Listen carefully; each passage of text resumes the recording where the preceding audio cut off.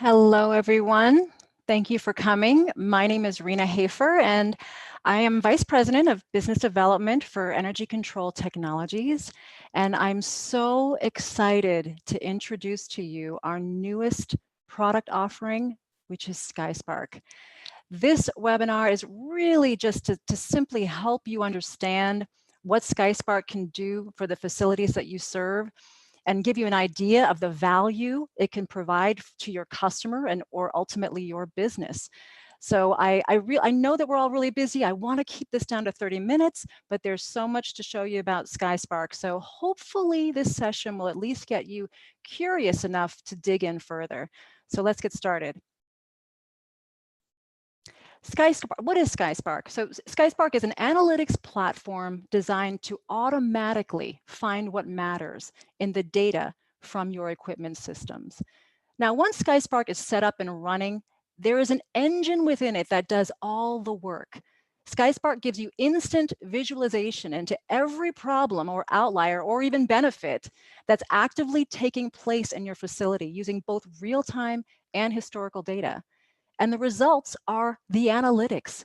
SkySpark creates financial value. That's what the analytics do. The financial value could be in the form of a direct form like energy saving or equipment preservation, or it simply could be the results that naturally come when the building environment is comfortable and stable for occupants. Now, creating this value from the equipment data, uh, all these systems now that we have in these facilities, automation systems, metering systems, sensors and equipment systems, utility, a tremendous amount of data.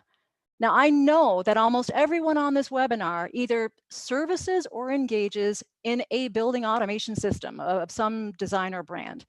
Now, these systems and all of this data is mostly ignored. This data is completely underutilized. So many system integrators install, program, and commission these systems, and they produce the benefits of automation and control, but never take advantage of all the data that is being collected. There's no doubt that any building owner or decision maker is going to be interested in the financial value that can be obtained from the investment they already made in their control system infrastructure. So it's really important that we now have a tool that taps into this. So really now the goal is to find out what matters to your customer.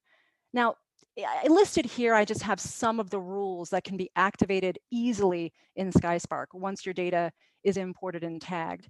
Now, we have simultaneous heating and cooling, you have deviation of energy from benchmarks, degradation of cooling or heating, data, sparks you can set up for your economizers, your sensors, your lights, your environmental quality, really anything that you want to see that's important, that you work with your customer to find which of these issues are most important. And then as you observe the results, then you may discover more potential problems that you want to monitor. And SkySpark gives you the ability to make your reports more intelligent and more valuable over time. Where is SkySpark used? Well, if you can think of an infrastructure that collects data of any kind, it is perfect for SkySpark. SkySpark is currently implemented in over 1 billion square feet worldwide.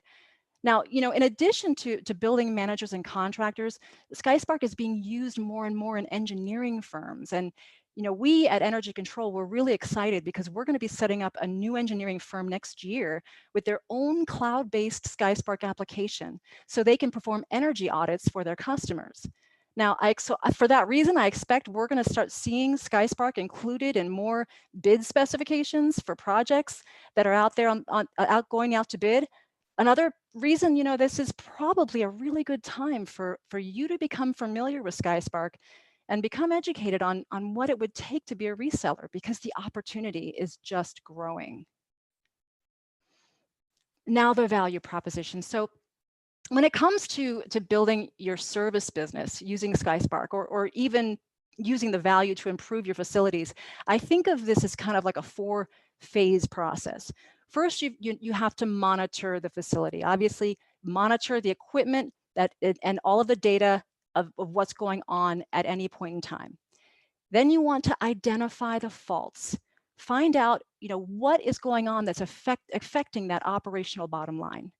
Then with that data, you can then discover the potential equipment problems that are impacting or even triggering the faults.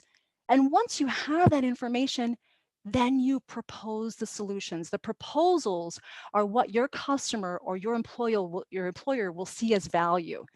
These are the solutions you can offer to correct or resolve the issues. These are the ongoing value services that you can present based on intelligent information.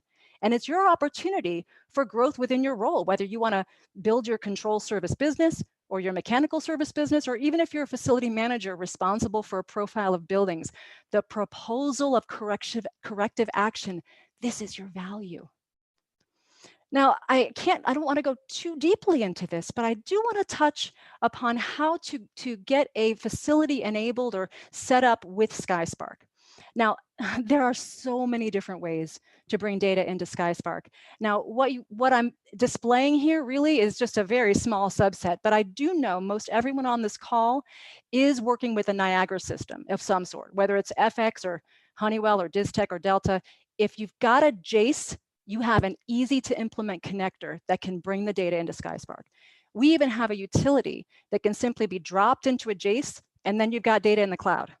Now, maybe you don't have a Niagara system if you're working with Metasys or a legacy KMC.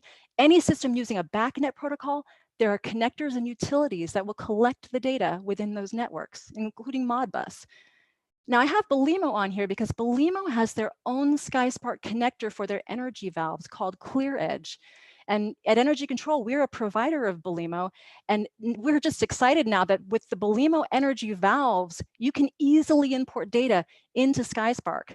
And I honestly believe we're going to see more and more manufacturers begin to build these data services for SkySpark as it becomes more and more popular and really more of an industry standard in energy analytics. And finally, the CSV. Now, this is something really any of you can probably do right now. If you're managing a building automation system, you probably already have the ability to export data from that system. You can do this now and bring an export of your equipment data from your BAS, and I'll work with you to build a series of reports so you can see the facility operation from a whole new perspective, just from a CSV spreadsheet. So think about that, because that can be done pretty quickly. The step 2 is then once the data is in the system, then we give it meaning. We support Project Haystack, which is a naming standard to kind of just create a common naming convention for different types of data. But you can add tags to your data that can be whatever you want it to be, whatever is important to you. So if you know that you want to be able to report on equipment by vendor, you can create a vendor tag. If you know you want to report on equipment associated with certain rooms, you can have a location tag. Really, it's as flexible as you want it to be to give the data meaning in your way. And then finally, step 3 is you're going to create your rules in Sparks. So those are the rules that are exactly what matters to you or your customer. Now I have only here 3, but really these rules are limitless because SkySpark is fully programmable. And of course, the result is then now you know what your systems are really doing. Now, I really wanted to jump right into a demonstration here because I think this is the most valuable way for you to understand the potential and what you can do with SkySpark. So in this example, I have demo data. I'm going to put on the hat of a facility manager, and I have a portfolio of 4 buildings that are geographically dispersed. So the first app I want to show you here, and these are all of my options, but the Spark app is pretty much a go-to. So the Spark app is going to show me sparks, which are triggered when the data in the facility matches the conditions that were defined in our rules or problems. So here I just clicked on all sites. In my Spark app, pretty much every app in SkySpark has these different options here. But if I click all sites, I now can see these are the sparks that have occurred today. It looks like until maybe 10 a.m. I had a spark was the last time it occurred. So now I have these 2. I want to take a look at maybe a larger profile. I'm going to look at yesterday. So let's take a look at what I've got going on here. The first column here, this shows my site. So yesterday, there were 3 of my sites that had some sort of fault that was triggered that I want to investigate. The second column here is my rule. Now, this rule really is the problem. This was what we defined as being important, an important issue that we wanted to monitor. So the third column here is the duration. How long did this particular spark take place? In this case, it was the entire day. The temp sense failure has been out all day long for Carytown. But then also we have some others that just 15, 45 minutes. So you just may want to know about how long is this taking place.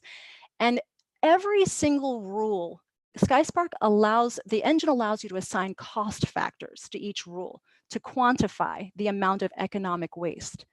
So in this example, we have that set up here for lights on and unoccupied. So it looks like, $30 was pretty much thrown away because this fault was in effect. So, I may want to look at a more, detailed look. If I want to look at more of a week, I can look at a week time span. If I want to look at an entire month profile, I'm going to go ahead here and select a month. I'm going to click the month of November. Now, in this month, this shows me all of the sparks that took place. Again, 3 of my sites had some faults going on, and it shows from November 1st all the way over to November 30th.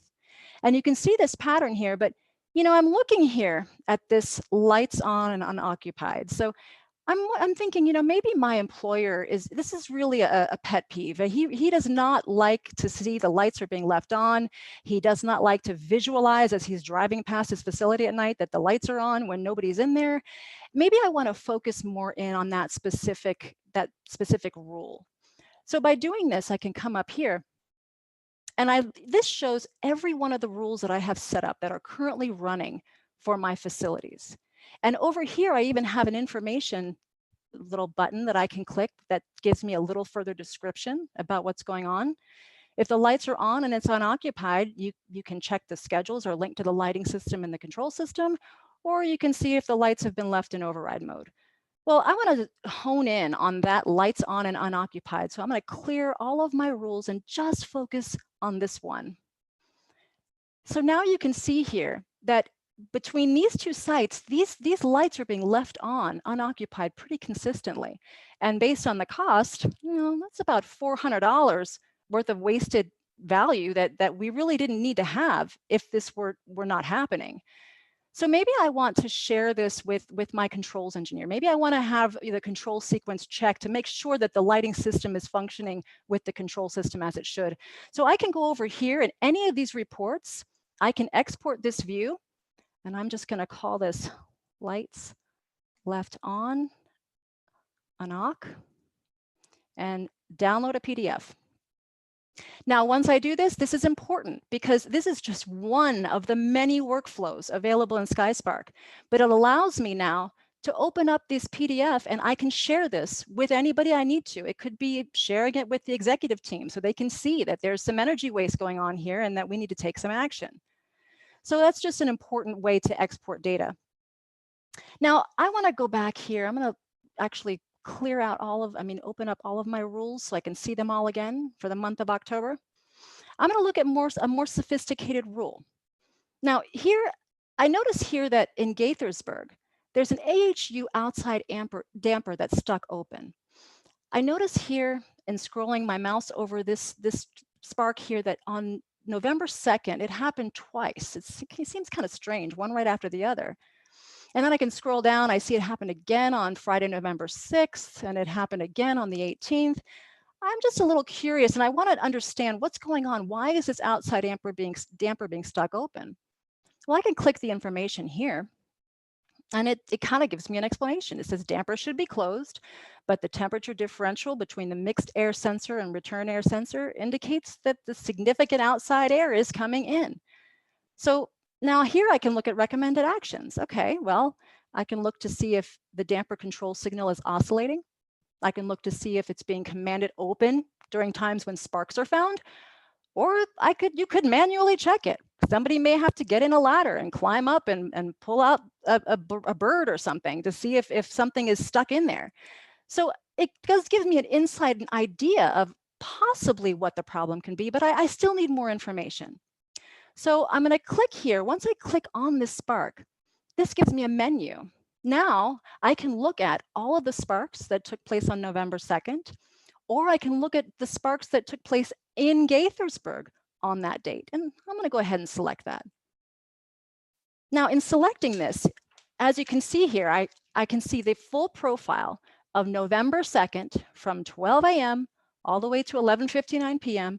and every spark in that facility that took place on this day. And you can see here, as I scroll my mouse, it looks like at 4 o'clock p.m. is when my outside air damper was stuck open. And it seemed to last until about 4:45, so about 45 minutes. And it happened again at 8:15 and then resolved at 9. So the one thing that's interesting here is that I can see a correlation. SkySpark will give you any insight to other sparks that may be happening. And in this case, the cool heat mode cycling is happening at the exact same time that the outside air damper stuck open. So now I'm wondering, is this a source of the problem? Is this or is it the other way around? Somehow it looks to me like these two issues are related, but I still need to get more information. So now I can click on this spark, and this time I'm going to hone in on the equipment for this day. Now I can look at the entire profile of all the data for RTU1 for Gaithersburg on November 2nd. So up here, you can see I've got my spark line up here, but SkySpark has a built-in module for weather data that brings in the weather data for that facility. So you can perhaps compare, maybe there's something going on in the weather that can cause that spark. You can also see all your IO. You can see your discharge air temp, your return air temp, zone temp, your damper position, and the operational activity of the actual equipment and what's truly going on with it. So one neat thing I can do is if I click here, I can split. And now here, I can keep my spark line still up on the top, but I can scroll through this data and look at what's happening with this equipment during the time that this spark occurred. So I can see here the outside air damper about that time at 4 o'clock. Well, it's at 5%. So it's clearly not oscillating. So, but if I come down here, I can look and I see that my heat 1 mode turned off at the exact same time that that spark was triggered. Well, if I dig a little deeper, if I look over here when the building was occupied, now if here I see that my fan, heat 1, heat 2, all came on at the same time. Now, I'm a facility manager and I know that that is not right.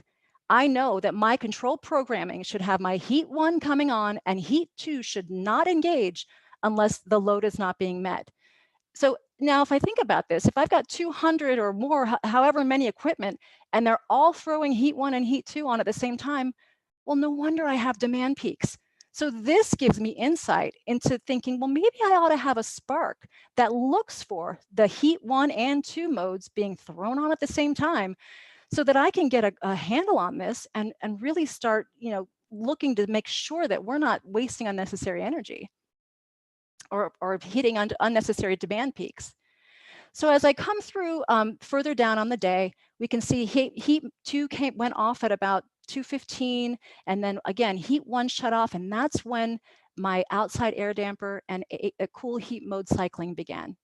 And once that was finished, now here's a strange thing. Now cool 1 is engaged. So this building has been heating the whole time, and then all of a sudden it goes into cooling mode. And this pattern happens again. So this is all very, very bizarre. I do see the relationship here, but I'm not a mechanical contractor. I'm not necessarily a controls engineer. And I want to save this for my mechanical contractor. And his name is Jim. I know that Jim will know exactly what to do here. So I could go through, like I showed you before, and export a PDF or even a high resolution image. But the problem with that is that Jim's just going to have a million questions for me. And I don't want to have to relay all that information. So this is another very important workflow tool for SkySpark is you can save favorites. So I'm going to save this report as a favorite. And I'm going to call it damper stuck open. And I'm going to create a group for Jim. And I'm just going to name it Jim. This is where I'm going to put all of the reports I want him to review. I can even put some, documentation on this. And once I save it, here's the interesting thing is I can create a new tab, as many tabs as I want. And Jim, he has full access into SkySpark. All he needs to do is simply go to his favorites.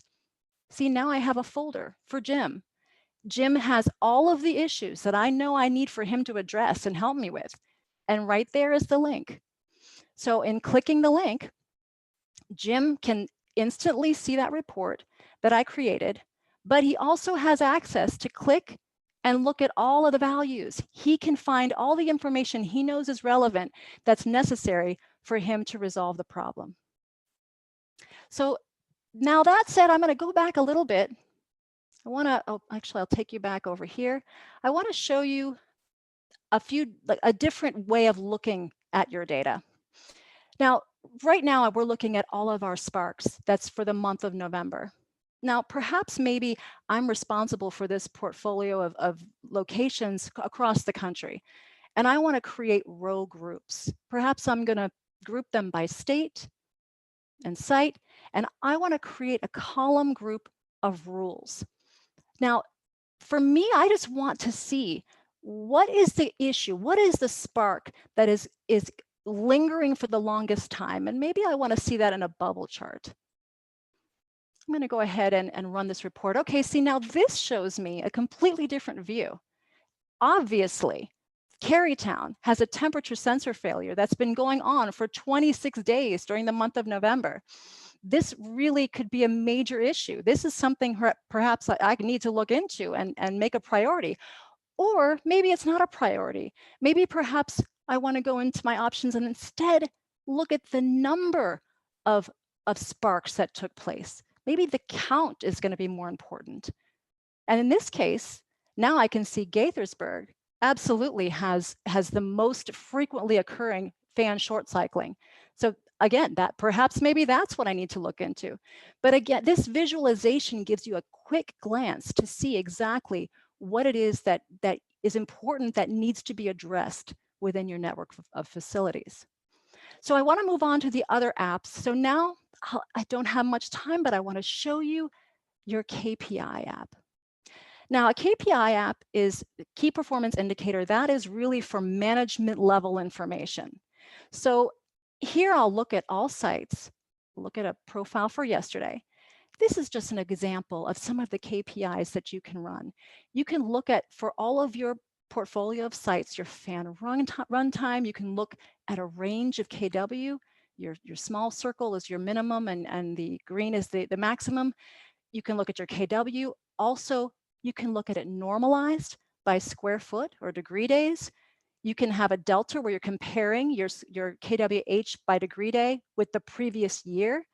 And just all of this is really something that would be really valuable and important to be able to export and bring into a presentation, or you can show perhaps even investors a profile of what's going on or how the facilities are being run or managed and what improvements need to be made. So KPI, really anything that you can express with a math relationship can be visualized. Super valuable. So I want to take you now over to the Energy app. Now the Energy app is vast. There is so much that you can be done with it. Energy meter, the meter data could be gas, it could be electrical, it really could be any kind of meter data. But I'm going to show you here now just a profile here. I'll go to a full day profile yesterday. We're just looking at the KW demand for all 4 of our sites right here. And it does seem that, well, the orange one is headquarters, and headquarters is using quite a bit of energy. But what if I really just want to take a look and find out which one of my facilities is an energy hog, which is a problem? Well, I think the best way for me to look at that would be a bar chart. Now here in this bar chart, I can see headquarters is obviously the highest consumer, and Gaithersburg next, Carytown, not too bad. Well, not sure. Is headquarters really a problem? Oh, let me refresh my data here. Headquarters may not be the problem because it actually could be the largest facility. So what we want to do here is we want to be able to normalize this data by area, because you can put the square footage of each facility inside SkySpark. Well, now by doing this, you can see clearly headquarters is not the problem, it's the largest facility.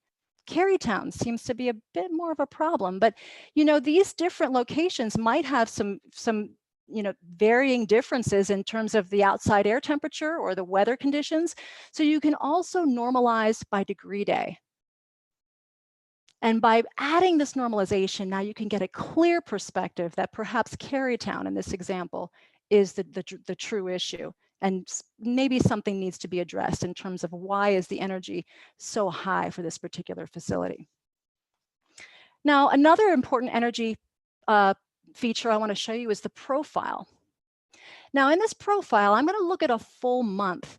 I want to look at the month of November again, and here I also want to select a particular site. So I'm going to look at the electrical meter for Gaithersburg. So this is for the entire month of November.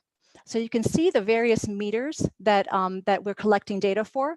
And we can see that the profile, the daily average seems to be that the building becomes occupied sometime around 9 o'clock. And no, it gets a little bit high up here, but you can see that it does look like it's a standard daily trend. Well, this is an average. Maybe I know that my electric company, I'll save a great deal of money on my electric bill if I can just minimize that peak demand time. So I need to find out in this month, where is that peak taking place? Well, I can do this here by choosing a daily overlay. Now, in this plot I have here, the center is my daily average, the chart that I saw before, but all of these lines indicate every single day in the month of November for the Gaithersburg facility. So let's take a look here. Now I notice that there's quite a high peak here at this particular point in time. And if I click it, I can see that at 9:15 a.m., on November 22nd, the KW went up to about 510. Well, it's almost 100 more than the average, which is 426. So maybe I want to look further into finding out what's going on with this particular day. So November 22nd, knowing that day, I'm going to go over here to the operation. And now I have actually a full profile of the actual equipment activity measured up against the electrical data. But now I want to choose that particular day. So let me go to that day, November 22nd. And so now I can see the trend that's happening here, and I look down, it's got, it's at 139, 145, and it kind of creeps up to 300. And then over here, we're at 510 up here. Now I can look at what's happening here. I have this peak. I know that it's one of the highest peaks in the entire month. But what do we have going on? RTU1 and RTU2 are both throwing on our heat 1 and heat 2 modes at the same time. So again, this is actionable intelligence. This is a problem that can be corrected. This is an issue that can bring down that peak demand and ultimately save you money. Now I have one more app that I want to show you because I'm out of time, and that is the Historian. Now in the Historian, basically I can choose my site. I'm going to choose, I'm going to choose the previous week. We're going to look at a week, last week. In Gaithersburg, say I want to just take a look at my RTU1, I want to look at my gas meter, and I want to look at my, my electric main, KW and KWH.